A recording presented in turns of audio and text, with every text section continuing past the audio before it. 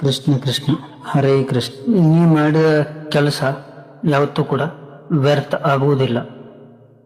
ಯಾಕಂದ್ರೆ ಅದು ಯಾವುದೋ ಒಂದು ರೂಪದೊಳಗ ನಿನ್ನ ಹತ್ರ ಹಿಂದ ಬಂದ ಬರ್ತೈತಿ. ಬೇರೆದವ್ರಿಗೆ ಸಹಾಯ ಮಾಡ, ದಯೆ ತೋರ್ಬೇಕು ಜನಕ್ಕ, ಮತ್ತೊಳಿಗೆ ಸಮಾಗುಣವನ್ನ ಕಲಿಬೇಕು, ಮತ್ತ ಇತರರಿಗೆ ಒಳ್ಳೆಯದನ್ನೇ ಮಾಡಬೇಕು ಅಂತ ಹೇಳಿ ಯಾರು ಹೇಳ್ತಾರತ್ತಂದ್ರ ಕೃಷ್ಣ ಹೇಳ್ತಾನ. ಬೇರೆದವ್ರಿಗೆ ಸಹಾಯ ಮಾಡಿದ್ದು, ದಯೆ ತೋರಿದ್ದು, ಕ್ಷಮಾಗುಣವನ್ನ ನಾವು ಕಲಿತುಕೊಂಡಿದ್ರ ಏನಾಗ್ತೈತಂದ್ರ ಇವೆಲ್ಲವೂ ನಿನ್ನ ಆತ್ಮವನ್ನ ಶುದ್ಧೀಕರಿಸ್ತಾವು ಅಂತೇಳಿ ಕೃಷ್ಣ ಸಂದೇಶ ಹೇಳ್ತೈತಿ.